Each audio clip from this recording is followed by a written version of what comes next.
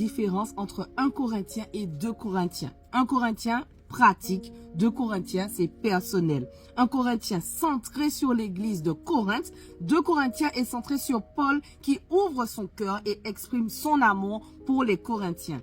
1 Corinthien traite des questions du mariage, de la liberté, des dons spirituels et de l'ordre dans l'Église. 2 Corinthiens traite du problème des prétendus enseignants contre lesquels Paul défend son autorité et l'authenticité de son message.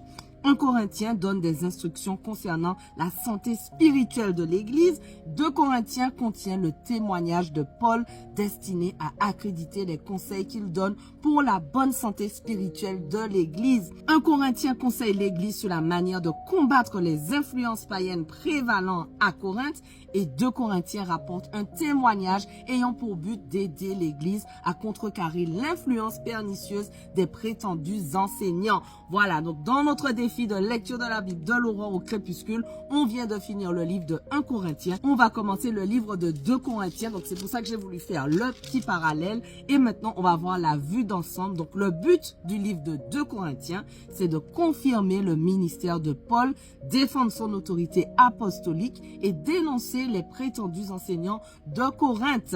L'auteur, Paul, les destinataires initiaux, les membres de l'église de Corinthe. Le contexte, Paul avait déjà adressé 3 lettres aux Corinthiens, dont 2 sont perdues. Et en 1 Corinthien, la deuxième de ces lettres, il avait eu recours à un langage fort pour les reprendre et les enseigner. Dans son ensemble, l'Église avait bien réagi. Certains mettaient pourtant en doute son autorité et ses motivations. Le verset clé, nous sommes donc des ambassadeurs pour Christ, comme si Dieu adressait par nous son appel. Nous supplions au nom de Christ, soyez réconciliés avec Dieu. Ça, c'est dans 2 Corinthiens 5, verset 20. La particularité de 2 Corinthiens, c'est que cette lettre est hautement personnelle. L'un des thèmes principaux, ce sont les épreuves. Donc, l'explication. Dans son ministère, Paul a connu les souffrances, les persécutions, les oppositions. Il a même été aux prises avec un handicap personnel. Mais en tout cela, il affirmait la fidélité de Dieu.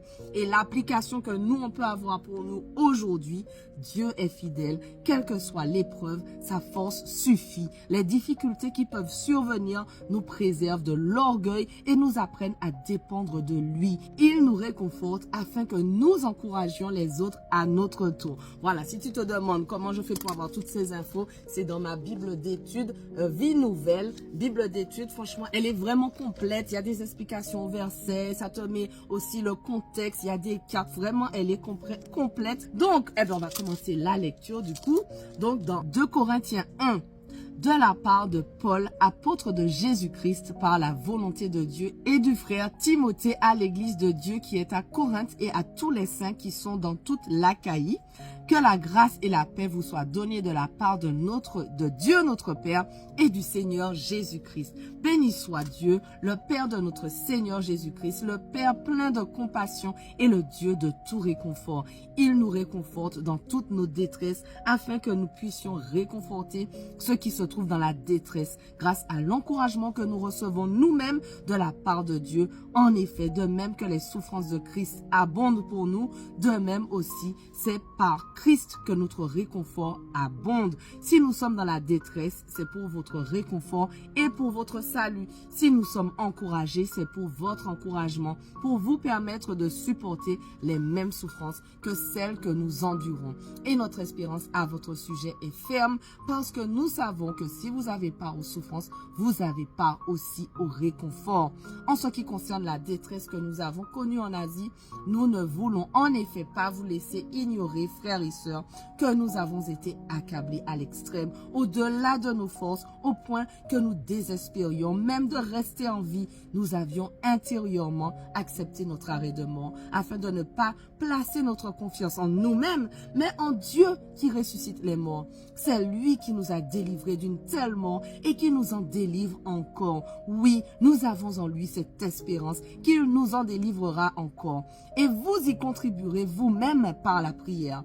Ainsi, la grâce obtenue pour nous par beaucoup de personnes sera pour beaucoup une occasion de remercier Dieu à notre sujet. En effet, voici notre sujet de fierté et le témoignage de notre conscience. Nous nous sommes conduits dans le monde et plus particulièrement vis-à-vis de vous avec la sincérité et la pureté qui viennent de Dieu. Non pas avec une sagesse humaine, mais avec la grâce de Dieu. Nous ne vous écrivons rien d'autre que ce que vous lisez et comprenez. Et j'espère que vous comprendrez complètement, puisque vous l'avez déjà compris en partie, que nous sommes votre sujet de fierté, de même que vous serez aussi le nôtre le jour du Seigneur Jésus. C'est avec cette assurance que je voulais d'abord aller chez vous afin que vous puissiez avoir une double grâce. Je voulais passer chez vous en me rendant en Macédoine, puis revenir de la Macédoine chez vous avec l'espoir d'être soutenu par vous pour mon voyage en Judée. En formant ce projet, ai-je donc fait preuve de légèreté ou bien mes décisions sont-elles purement humaines, de sorte qu'il y aurait en moi à la fois le oui et le non?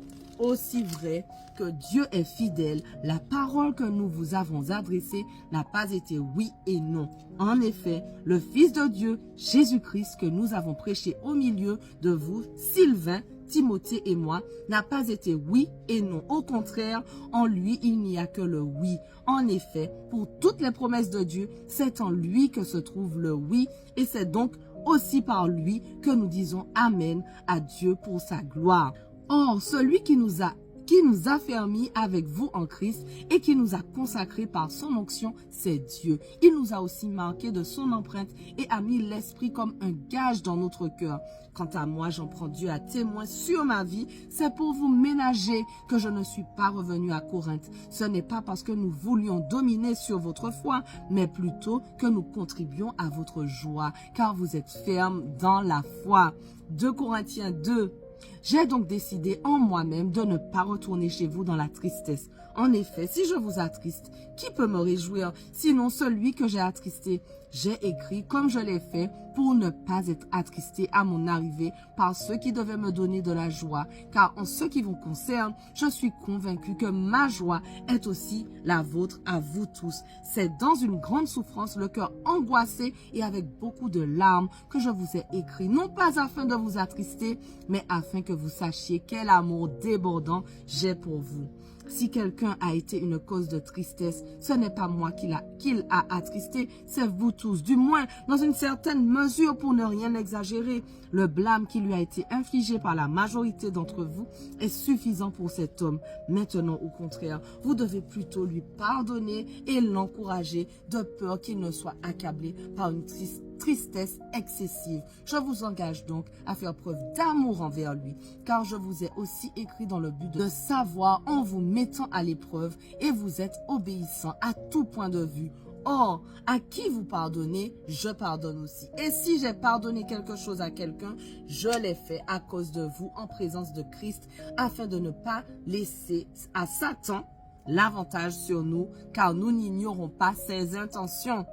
Quand je suis arrivé à Troas pour annoncer l'évangile de Christ, bien que le Seigneur m'y ait ouvert une porte, je n'avais pas l'esprit en repos parce que je n'avais pas trouvé mon frère Tite. C'est pourquoi j'ai pris congé d'eux et je suis parti pour la Macédoine. Que Dieu soit remercié, lui qui nous fait toujours triompher en Christ et qui propage partout à travers nous le parfum de sa connaissance. Nous sommes en effet pour Dieu la bonne odeur de Christ parmi ceux qui sont sauvés et parmi ceux qui périssent. Pour les uns, un parfum de mort qui donne la mort. Pour les autres, un parfum de vie qui donne la vie. Et pour cette mission, qui donc est qualifiée? En effet, nous ne falsifions pas la parole de Dieu comme le font les autres, mais c'est avec pureté. C'est de la part de Dieu en Christ et devant Dieu que nous parlons. Merci Seigneur pour ce passage qu'on vient de lire. Merci parce que tu nous as parlé. Merci parce que tu vas nous aider aussi à mettre en pratique ce que tu viens de nous enseigner. Je prie encore pour tous ceux qui sont avec moi, vraiment qu'ils puissent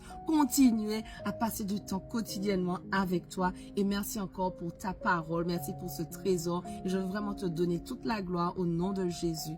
Amen. Voilà, notre passage du jour touche déjà à sa fin, mais on continue dès demain. On ne lâche rien.